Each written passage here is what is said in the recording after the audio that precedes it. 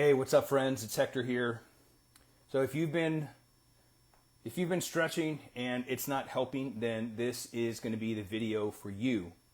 So once a week I'm going to be coming here on the channel and I'm going to be doing a Hey Heck episode. So essentially what that is I'll be posting here on my feed on Mondays asking for your questions. This is an opportunity for you to drop your questions into that feed. Anything about strength training, mobility, flexibility, you name it. Everything health, strength, flexibility, you'll be able to drop your questions there, and then I'm going to answer them once per week here in a live stream setting. Now, what we're going to cover is we got two questions here I want to address. One of them is on flexibility and one of them is on nutrition. And what I'm going to cover on the flexibility side is a 5-step framework that you can run yourself through to improve your flexibility without traditional stretching, okay? But before I get into that, just be sure to stick around to the end of the stream because I'm going to show you how you can get all of this for free to lock in your flexibility once and for all. So this first question comes from my friend Bobby Vella. He says, when stretching isn't helping, what is a good way to help with aches and pains? So first off, I want to set context. Number one, movement is a behavior. Just like I've got 2 kids. If you've got kids, this will resonate and make sense to you. So movement essentially is a behavior. What does that mean? We create compensations, fancy word is postural distortion patterns. We create those through our behavior. By sitting in a chair, rounding our shoulders forward, our head begins to protrude forward. That's a particular behavior, and if we don't correct that behavior, it just gets worse, just like with a kid. So imagine I've got a 14-year-old and a 10-year-old. Now, when they're 1 and 2 years old, if they start demonstrating behavior that's not healthy, and if I don't correct that, what happens? It just gets worse over time. And then if I start trying to correct that behavior when they're 15, 16 years old, it's going to be very difficult to correct that behavior. The same thing goes for your strength training. Since movement is a behavior, if we add strength work, and that could be kettlebell, barbell, body weight training, doesn't matter. If we add strength work to bad behavior, meaning poor movement patterns, all we do is reinforce those poor movement patterns, okay? What we want to do is we want to correct that behavior right away and then use strength to reinforce positive behaviors, okay? So I just want to set that context there. Now, this doesn't mean you should like never sit ever again. Like, unfortunately, because of the advancement of technology, we sit a lot. And the challenge, what I've noticed for a lot of our students and people that ask questions and come to us is, we sit all day long at our office or wherever, and then we sit down when we eat, and then we come home at the end of the day, we sit down again, and then if we decide to go to the gym to maybe start, getting in shape and, trying to improve our health, we sit in a machine. So we're just constantly sitting. So it's almost unavoidable to a certain extent. Now, this doesn't mean that you shouldn't sit, but when you do sit, we want to go through a particular framework to reverse some of that damage that's happened. Okay, so I just wanted to set that context there of movement being a behavior. So now here's the framework. Here's the 5-step framework. So if you've been stretching, Bobby and everybody that's watching, if you've been stretching, like you stretch your shoulders, you stretch your hamstrings, like you stretch whatever, and then you'll notice that later that same day or possibly the next day that you're right back to square one. Shoulders are still stiff, like hips are still stiff, ankles are still stiff, and we haven't seen any progress. That's because there's something deeper, like neurologically going on. I always make a joke to some of our students that it's all in your head, because it literally is. If we start to demonstrate tightness or stiffness, it's our nervous system's way of protecting ourselves from getting injured. Believe it or not, you have the elasticity. You've got the length in your muscles to do everything it is that you need to do, but your nervous system has put brakes on your ability to move in certain ranges of motion because it feels that you're going to hurt yourself. So the first step of the framework of the 5 steps to better mobility, better flexibility without traditional stretching, number 1 is breath work. I think we breathe somewhere around 26,000 times per day. It would be a good idea to make sure that we're breathing properly. So we've got 2 types of breathing. We've got diaphragmatic breathing, so breathing into your belly, and then you have like chest breathing. Chest breathing, this is where we carry all of our emotions, is up here in our chest. If you almost get into a car accident or someone scares you or you have some kind of panic or anxiety attack, you start to hyperventilate up here into your chest, and you have these secondary breathing muscles that are for like fight or flight situations. Those you should not be breathing through in your normal day-to-day. We want to be breathing into our belly. You've probably seen what this looks like if you've ever been to a hospital and there's little babies that have just been born, right, in the nursery, and you see their little bellies pumping up and down. You've probably seen this with your animals, with dogs. You just see their belly moving up and down. That's what we want to do. And the reason for that is when we learn how to diaphragmatically breathe deep into our belly, what that does is that supports our lower back.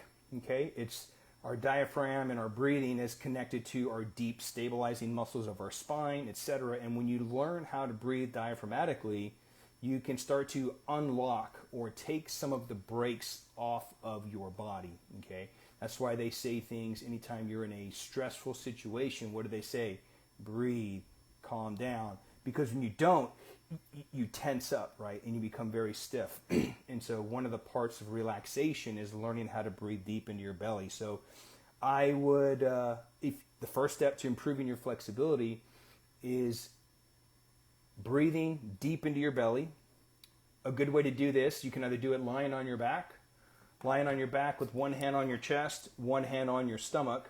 And what you want to feel move first is your belly, and the last thing that moves is your hand. If you feel your hand move first before your belly, then you're chest breathing and you're not going to be getting the benefits of breathing to improve your mobility / flexibility. Okay, and you'll want to do this for about 3 to 5 minutes. It will take about 3 to 5 minutes to like reset your nervous system per se.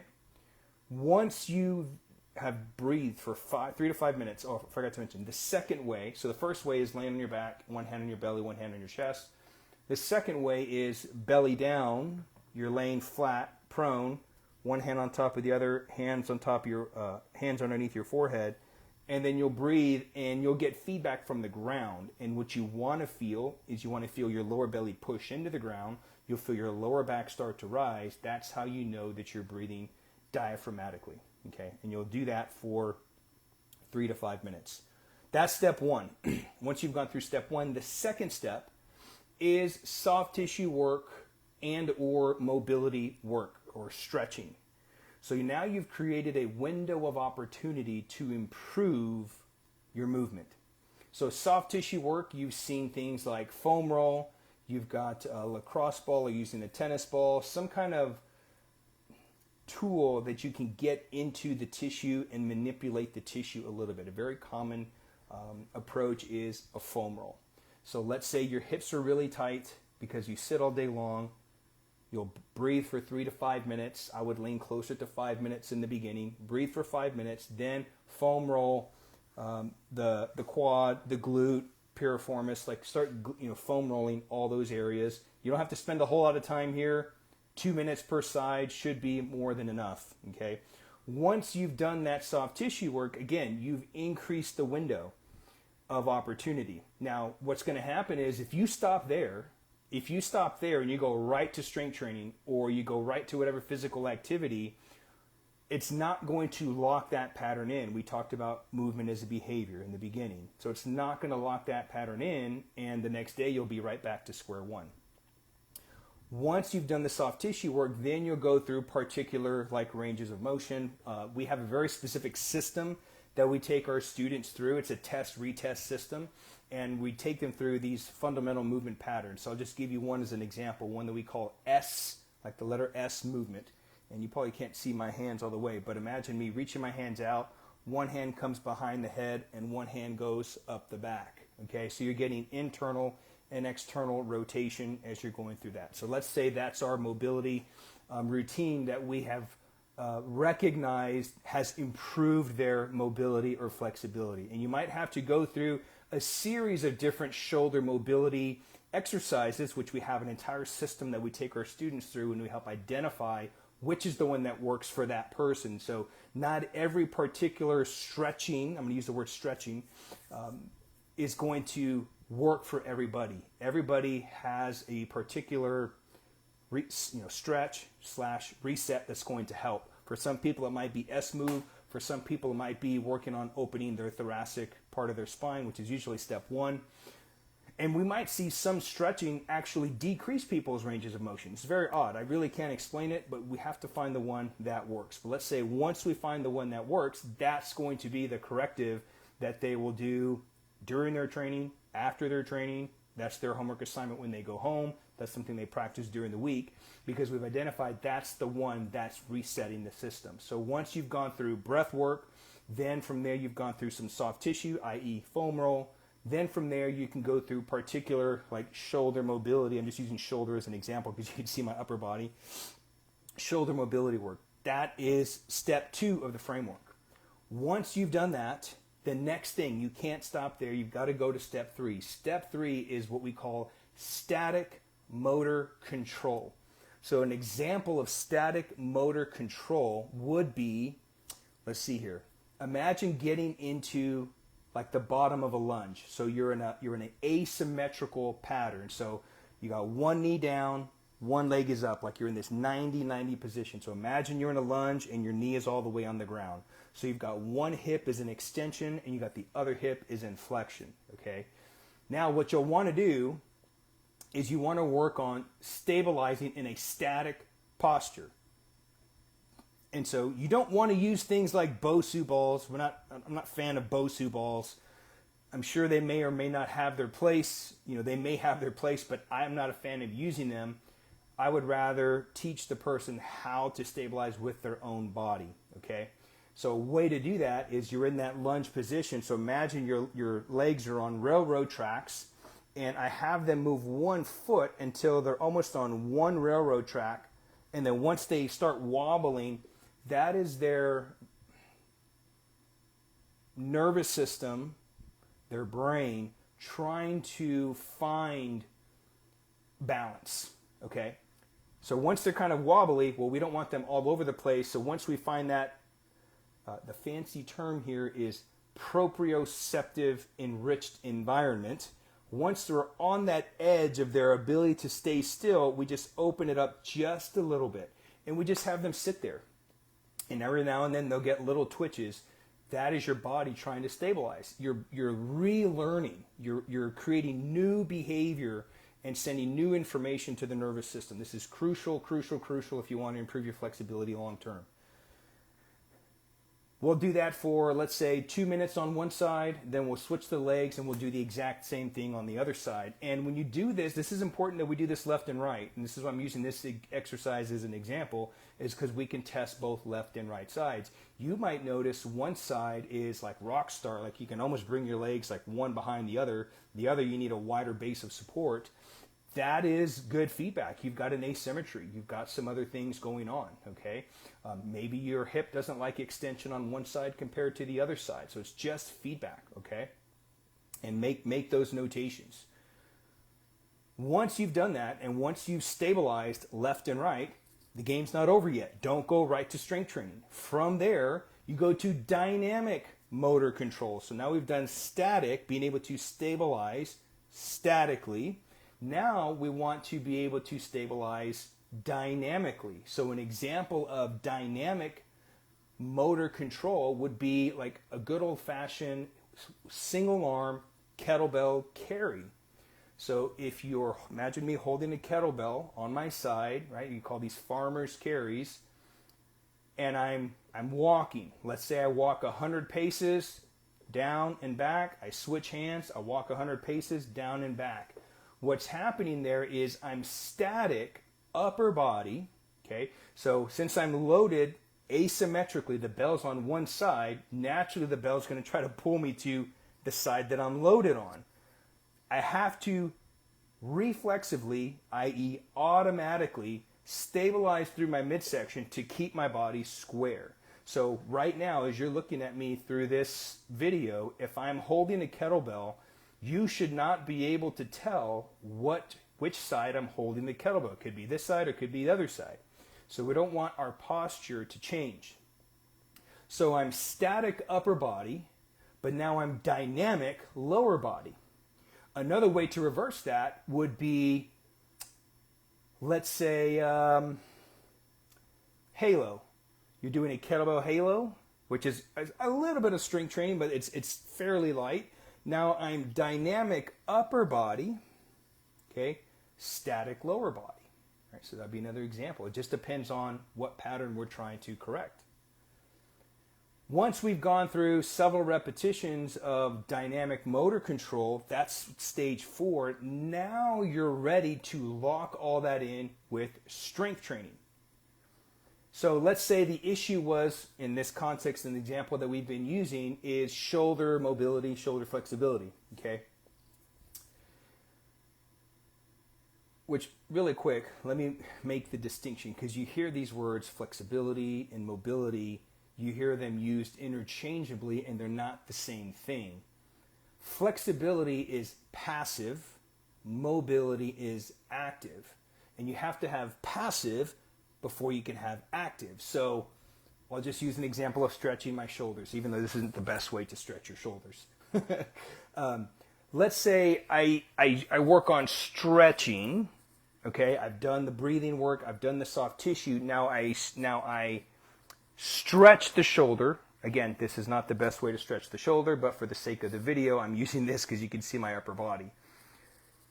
Once I've stretched, okay, and I've created a window of opportunity, now I've passively taken my arm through that range of motion. Mobility is being able to actively move into that exact same range of motion without having to use my hand to do that. Does that make sense? Okay, so I can stretch, and then I should be able to actively move my arm across my body. That would be mobility. So mobility is actively taking a particular joint through a full range of motion. Okay, so I just want to make that distinction there because you hear these terms used interchangeably often. So now that we have done breath work, we've done some soft tissue work, we've done some mobility and stretching, then we went into static motor control, then we went into dynamic motor control. Now that we've run that and we've essentially reset the system, we've corrected the behavior. I call this in our training system, we call this antivirus software. So movement compensations and movement patterns, our verbiage in the academies, we call them movement viruses. That's how we like to look at it, because it creates a good image in our mind. Is poor posture, or fancy word again, postural distortion patterns. We call those movement viruses. So think of a computer. This is a really good analogy. Think of a computer, gets a virus, Trojan virus, you name it, gets a virus. If you take it to the store, which this actually happened to me years ago when I got my first computer, got a virus, took it to the store, they removed the virus. Then the guy asked me, hey, do you want to install antivirus software? And at the time, I was a broke 20-year-old kid, and I was like, no, can't afford that. It'll be fine. Well, guess what happens? The virus comes back. That's the exact thing that happens with our body when we stretch and we don't go through this sequence to lock it in, is the virus comes back, okay? So once we have reset the system, we've removed the virus by doing breath work, soft tissue, dynamic, static motor control. Now it's time to install antivirus software to keep that virus, i.e. those movement patterns, from coming back. That is the strength work. So in the context of using, stretching our shoulders, strength work to reinforce that pattern, if it's giving us a positive result, we see that movement is improving, then we can do overhead kettlebell pressing is a really good exercise if there's no pain involved, obviously. Overhead kettlebell pressing, push-up if you have the competency and the strength to do push-ups, bench press work, any kind of pushing motion. But you're going to get the most out of overhead pressing because, in my opinion, overhead pressing is an expression of strength and mobility, flexibility, expressed all at one time. Because many of us cannot lock our elbow, keep our shoulder packed in, and line up our bicep with our ear. Whether it's injury, it could be many things. But this is a great expression of overhead static control, dynamic control, mobility, flexibility is by being able to lock your elbow overhead with your shoulder connected into your shoulder. And that's why I like the overhead kettlebell press, because it will highlight if all of those things are working together. Okay, but there's many exercises that you can use in terms of like strength training. But that would be the 5-part framework. And that's something that you would just rinse and repeat over and over. So to answer your question, Bobby, is, if you're stretching, sorry, this is small print here. If he's stretching and not seeing improvements, what is another way to remove the aches and pains? If you go through this framework, this is something that we take our students through on a weekly basis, okay? Once you work through this framework, it's going to take time. Just like behavior, right? We mentioned movement is a behavior. You got a kid that's got bad behavior and you don't correct it for years, and now you're trying to correct it. Ain't going to happen in 1 or 2 days, right? This will take time. But we've seen, reminds me of one of my students, JJ, he came to us just a lot of movement problems, and within 6 weeks of going through this framework over and over, and we use nothing but body weight mobility, we integrated a little bit of kettlebell work from time to time. Within about 6 weeks, he said the pain was absolutely gone. So he was an athlete all of his life, college athlete, played tennis, shattered his ankle, and then from there just a whole myriad of other problems came to the surface. But everything he did just would constantly create problems, and he would be in pain for weeks, months at a time. But within 6 weeks, he said, man, I don't feel any pain in my body whatsoever. And then he said at the end of 12 weeks, he's like, I don't even remember what the pain felt like. Okay, now that took 12 weeks. Now everybody's a little bit different, but my whole point here is you got to repeat this framework, and you got to stay consistent, and you got to build the discipline around doing this on a regular basis. So Bobby, if you want to improve your mobility, flexibility, follow this 5-part framework and keep me posted. Let me know how it turns out for you. So I hope that answers your questions. If you've got follow-up questions around that, Bobby, please drop something in the comments. If you're watching this on replay, let me know. And hey, Stan, thanks, glad you're here, man. And if for those that are watching here live and those that are watching replay, if you've got questions around this stuff, drop it in the chat. And on my next Hey Heck Live session, I'll address your questions. So I'll be doing this on a weekly basis for those that may be showing up right now.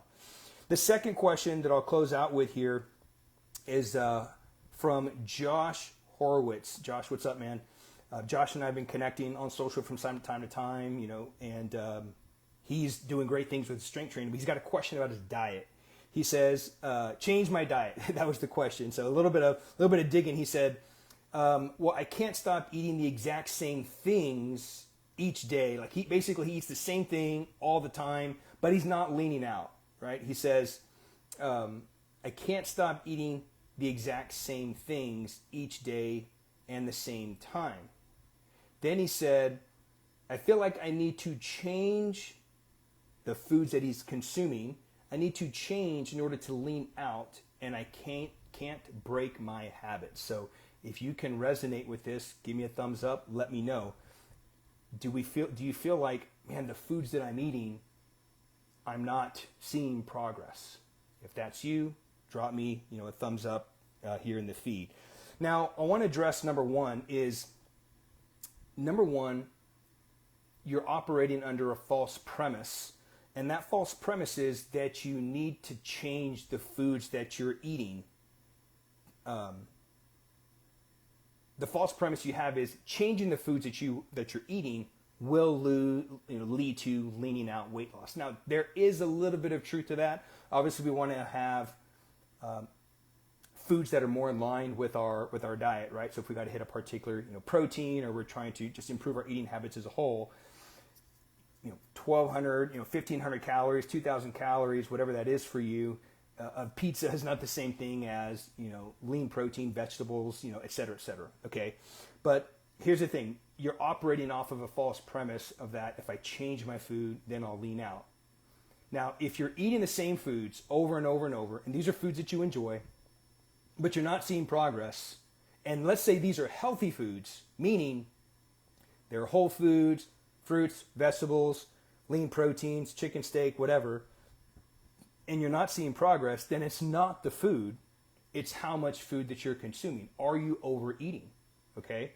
Are you overeating? So it's not so much about the foods, but it's how much of the food. All right? So what I recommend for you, Josh, is to establish a calorie target based on your body weight and body fat percentage. So we custom design all of our students' nutrition programs. So we take all the guesswork out. They don't have to worry about how much they need to be eating.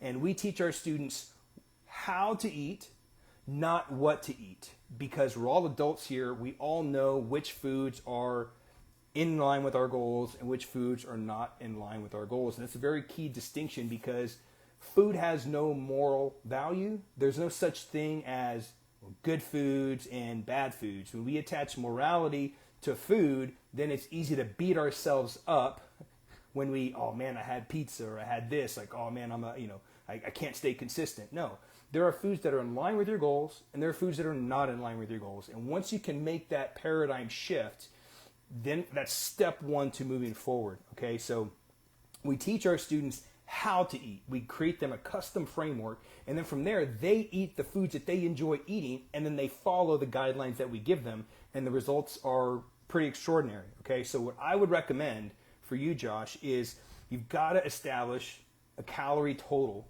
based on your body weight and your body fat percentage. That's going to dictate how much food that you should be eating. Then from there you can do a macro breakdown if that's something that you want to do. Usually what we do with our students, number one, is we start with like a protein target, focused on hitting your protein. Then as they build the discipline and the habits around doing that, then from there we start focusing on a calorie total. Then we get more specific. So we start in the universal, and then we move down to the particular. Okay, so that's what I recommend. And then from there you work on making adjustments. Okay, number two, this is a non-negotiable in my professional opinion. Once we get our students to finally accept this, once I think many of us, if we've got a let me preface this. If you've got a specific goal, okay, I want to get to X body weight, I want to get to X body fat percentage, or I want to put on X amount of muscle mass. If you've got a very specific goal, what I'm going to share with you next is a non-negotiable.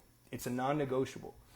And I want to say something else around this idea of intuitive eating. Intuitive eating is, in my opinion, crap. Don't follow that. Here's why.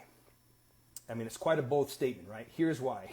Many of us are in the situation that we're in, whether we don't like how we look or how we feel, we're in that situation because we've eaten intuitively. We've allowed our feelings to dictate what we're eating and how we're eating. People that say eat intuitively can only say that because they have tracked diligently for a long time of the food that goes into their body. And therefore they know what 6 ounces of protein looks like, a cup of vegetables or rice. They know what that looks like. They've tracked for a long time. Therefore they can kind of bend the rules a little bit. But that is earned. Okay, that right there is earned. Now, if you just want to be healthy and you want to feel better, then yeah, then you can just eyeball everything and make food healthy choices. But if you're not seeing progress, and this is based on your question, like you're not leaning out and you're eating these foods, you're not leaning out, then something needs to change. And in my professional opinion, is we got to track our food. We've got to eat our food plan to the numbers. We had one of our students went through one of our 12-week challenges, and she said, I've gotten so good. And she was the leanest that she'd ever been in her entire life within like 10 weeks of the program. And she goes, This was when she went on vacation. So she was doing right in the middle of the 12-week challenge. She went on vacation for like 10 days and then came back and didn't fall off track one bit and enjoyed herself. She said, I've been tracking for so long. She says, I can spot 6 ounces of protein from a mile away. That is a skill set. Once you develop that skill of tracking, when you go on vacation and when times when you can't track, you can stay on track because you've built that eye and you know exactly what goes into building out a plate. Okay, but that is a skill set. And that's a big thing that we adhere to, that in order to gain self-mastery over yourself, in order to become the leanest, strongest, best version of yourself, right? Inject any adjective that you want there. You need a real strategy. You need structure, systems, and skills to get to where you want to be. And once you do those, you can be more flexible with this idea of like intuitive eating and intuitive training. So once you have established that calorie total, you've got to track what you're eating. This is a non-negotiable, because what gets tracked gets managed. Think about it from this perspective. What would happen if we treated our finances the way that we treated our daily eating habits? Imagine that you go through your day and you're just swipe. Some people actually do this, but let's say you're going through your day and you're just charging, you're swiping, right? Because having a debit or credit card, it's like unlimited money in your mind, and you're just swiping. And then at the end of the month, at the end of the week, you don't reconcile with how much is coming in versus what's going out. What do you think your finances would look like? Not very good. But yet, we treat our health that way. We go through and we say we think we eat healthy, or we don't think that we eat that much. By the way, when people say I don't eat that much, that means that they eat too much. Okay, this is something I've learned after 14 years of working with people in our studio and in our online coaching program. Okay, so what gets tracked gets managed at the end of the day, and there are 3 truth tellers that will tell you the truth every single time as to whether or not you're seeing progress with your health and your fitness. Number 1 is the mirror. The mirror is never going to lie to you. Taking a daily progress picture of yourself in the front, off to the side, behind you, taking a daily progress picture, and as you look at that after 4 weeks, 5 weeks, 6 weeks, it will shoot you straight every single time as to whether or not the thing that you're doing, exercise-wise, nutrition-wise, whether or not that's working. That is objective feedback. What is objective feedback?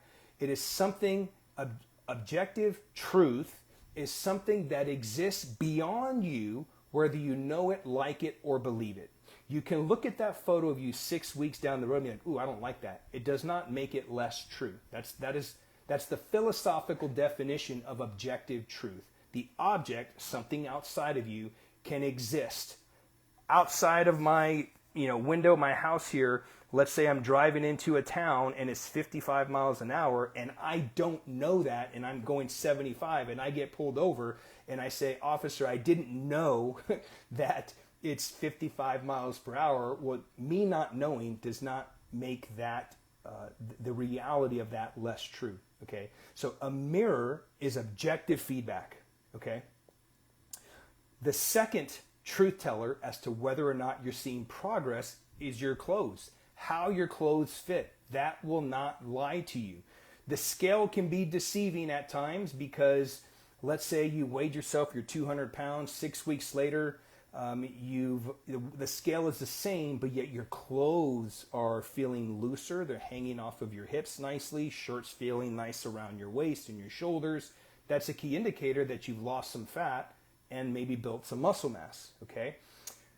So the scale can be deceiving at times. We only use the scale with our students just to gather the data to build out their nutrition, right? As I mentioned, building your nutrition based off of your body weight and your body fat percentage and/or your body fat percentage. So how your clothes are fitting is objective feedback, whether or not what you're doing from a nutrition and exercise standpoint is working.